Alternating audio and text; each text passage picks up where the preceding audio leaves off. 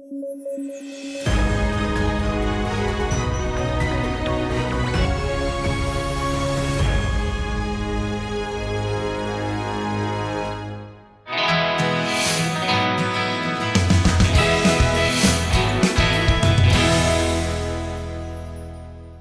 News at 9 programme में आपका स्वागत है। मैं हूं अमृत उपाध्याय। आइए जल्दी से देखते हैं आज की हेडलाइंस। गुड फ्राइडे एग्रीमेंट के हुए 25 साल, जो बाइडेन पहुंचे उत्तरी आयरलैंड। द ट्रबल को खत्म करने के लिए हुआ था good Friday agreement. State energy efficiency index हुआ जारी। ब्यूरो ऑफ एनर्जी एफिशिएंसी करती है इंडेक्स जारी। सांविधिक संस्था है BEE। और खबरों में यूएन डेमोक्रेसी फंड संस्थापक सदस्य है भारत। लोकतंत्र को बढ़ावा देना है मकसद।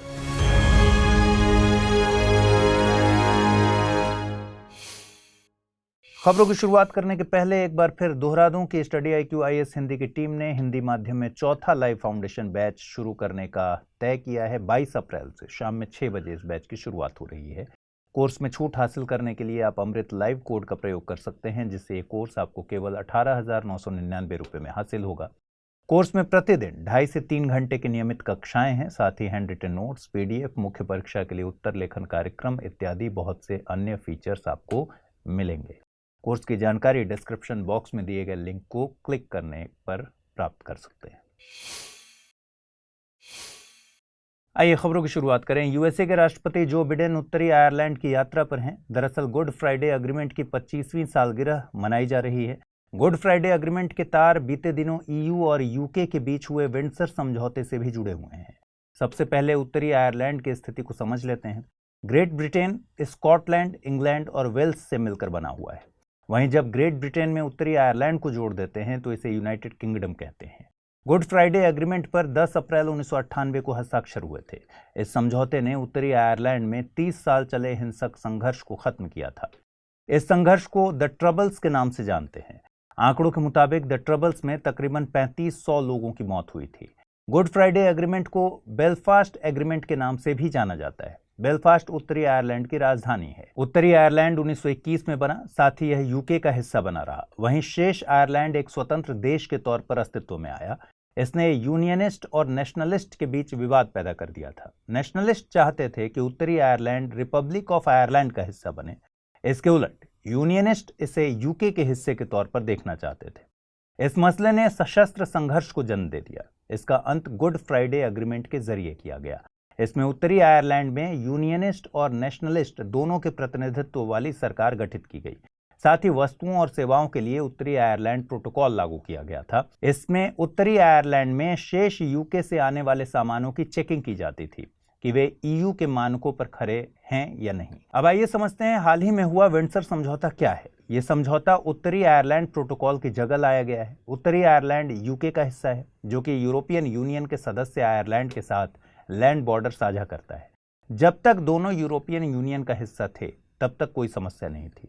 ब्रेग्जिट के बाद व्यापार संबंधी नियमों में समस्या आ रही थी।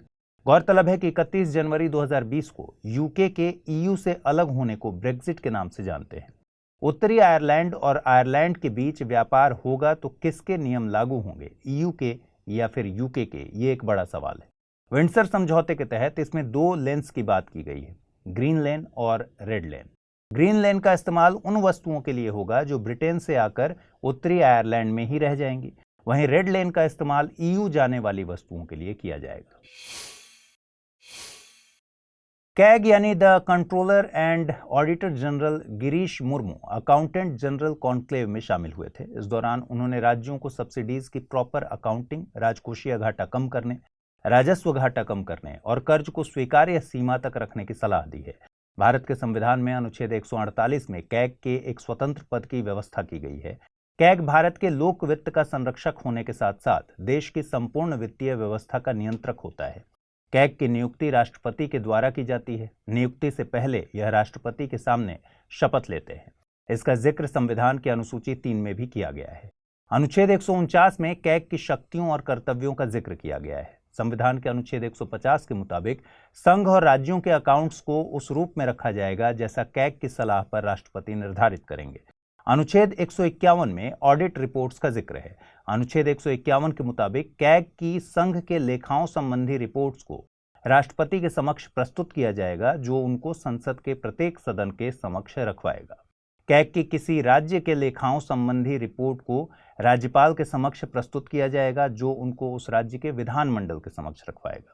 अनुच्छेद 279 के मुताबिक कैग किसी कर या शुल्क की नेट प्रोसीड यानी शुद्ध आगमों का निर्धारण और प्रमाणन करता है। इस मामले में कैग का सर्टिफिकेट अंतिम होता है। कैग संसद की लोक लेखा समिति के गाइड, मित्र और मार्गदर्शक के तौर पर काम करता है। हाल ही में SEEI यानी स्टेट एनर्जी एफिशिएंसी इंडेक्स 2021-22 जारी किया गया है। इंडेक्स को BEE यानी ब्यूरो ऑफ एनर्जी एफिशिएंसी और AEEE यानी alliance for an energy efficient economy ने तैयार किया है। इंडेक्स में एनर्जी एफिशिएंसी को लेकर किए जा रहे प्रयासों को ट्रैक किया जाता है। इसमें फ्रंट रनर की कैटेगरी में आंध्र प्रदेश, कर्नाटक, केरल, राजस्थान और तेलंगाना शामिल हैं। फ्रंट रनर कैटेगरी में आने का मतलब है कि राज्य ने इंडेक्स में 60 से ज्यादा का स्कोर किया है।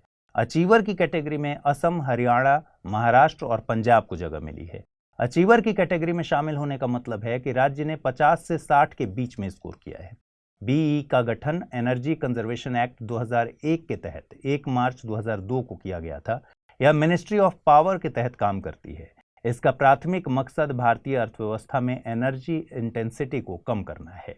AEE एक नॉट फॉर प्रॉफिट ऑर्गेनाइजेशन है। यह संस्था एनर्जी एफिशिएंसी के लिए सरकार और निजी क्षेत्र के साथ काम करती है। आपको बता दें कि एनर्जी एफिशिएंसी से मतलब है किसी काम को कम ऊर्जा खपत के साथ करना। इससे बिल भी कम आता है, साथ ही कार्बन प्रदूषण भी कम होता है। भारत सरकार ने 5 जनवरी 2015 को उजाला यानी Unnat Jyoti by affordable LEDs for all योजना लॉन्च की थी। इसमें घरेलू उपभोक्ताओं के लिए बल्ब को LEDs से रिप्लेस किया गया था।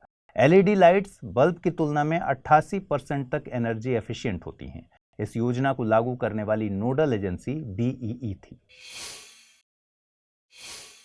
हाल ही में UN डेमोक्रेसी फंड खबरों में है। दरअसल इस फंड से जॉर्ज सोरोस के NGO को फंडिंग दिए जाने पर भारत को आपत्ति नहीं है। जॉर्ज सोरोस एक ग्लोबल फिलैंथ्रोपिस्ट हैं, जो कि कई प्लेटफॉर्म के जरिए भारत पर वर्बली अटैक करते रहते हैं। UN डेमोक्रेसी फंड का गठन साल 2005 में तत्कालीन UN secretary general Kofi Annan के द्वारा किया गया था। इसका मकसद दुनिया में लोकतंत्र के लिए किए जा रहे प्रयासों को सपोर्ट करना था। यह फंड वर्ल्ड डेमोक्रेसी समिट 2005 का आउटकम था। साल 2005 में भारत के तत्कालीन प्रधानमंत्री मनमोहन सिंह और USA के तत्कालीन राष्ट्रपति जॉर्ज बुश ने India US framework agreement on civilian nuclear cooperation की घोषणा की थी। इसके साथ ही UN डेमोक्रेसी फंड को सहयोग देने की भी घोषणा की गई थी। भारत इस फंड का संस्थापक सदस्य है। साल 2005 से फंड में योगदान दे रहा है भारत। साल 2017 में भारत ने कोई योगदान नहीं दिया था। आपको बता दें कि डेमोक्रेसी यानी लोकतंत्र सामूहिक निर्णय निर्धारण की एक पद्धति है। ये इस आदर्श को लेकर चलता है कि जिन निर्णयों से सारा संगठन प्रभावित होता है वे उस संगठन के सभी घटकों की सहमति से होने चाहिए। सभी घटकों को निर्णयों में शामिल होने का बराबर अधिकार होना चाहिए। लोकतंत्र के 2 मूल सिद्धांत हैं, एक तो सामूहिक निर्णयों पर सामाजिक नियंत्रण और दूसरा निर्णय लागू करने में अधिकारों की समानता। जिस हद तक ये दोनों सिद्धांत किसी संगठन की निर्णय प्रक्रिया में शामिल हों, उस हद तक उसे लोकतांत्रिक कहा जा सकता है। आइए अब देखते हैं आज के बुलेटिन पर आधारित क्या सवाल बन सकते हैं। पहला सवाल है, स्टेट एनर्जी एफिशिएंसी इंडेक्स निम्न में से किस संस्था के द्वारा जारी किया जाता है? BEE, टेरी, CSIR या फिर टाटा ट्रस्ट? अगला सवाल है, निम्नलिखित कथनों पर विचार कीजिए। गुड फ्राइडे एग्रीमेंट फ्रांस और ब्रिटेन के बीच हुआ एक सांस्कृतिक समझौता है। कैग एक सांविधिक संस्था है। उपर्युक्त में से सही कथन या कथनों को चुनना है। केवल एक, केवल दो, एक और दो दोनों, न तो एक नहीं दो। आइए देखें पिछले बुलेटिन पर आधारित क्या सवाल मैंने पूछे थे और उनके सही जवाब क्या हैं। डाकर डिक्लेरेशन संबंधित है पर्यावरण सुरक्षा से, सड़क सुरक्षा से, G20 सम्मेलन से या फिर समुद्री सुरक्षा से? सही जवाब है विकल्प बी यानी सड़क सुरक्षा से। वेब 3.0 के संदर्भ में निम्नलिखित कथनों पर विचार कीजिए। इसके जरिए व्यक्ति अपने स्वयं के आंकड़ों पर नियंत्रण कर सकता है। इसमें ब्लॉकचेन आधारित नेटवर्क हो सकते हैं। यह किसी निगम द्वारा परिचालित होने के बजाय प्रयोक्ताओं यानी यूजर्स द्वारा सामूहिक रूप से परिचालित किया जाता है।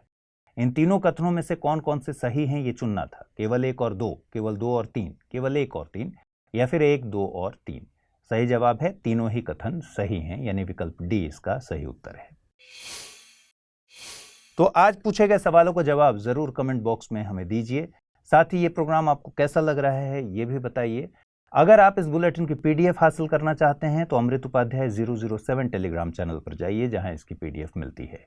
ख्याल रखिए, ठीक से पढ़ाई कीजिए। नमस्कार।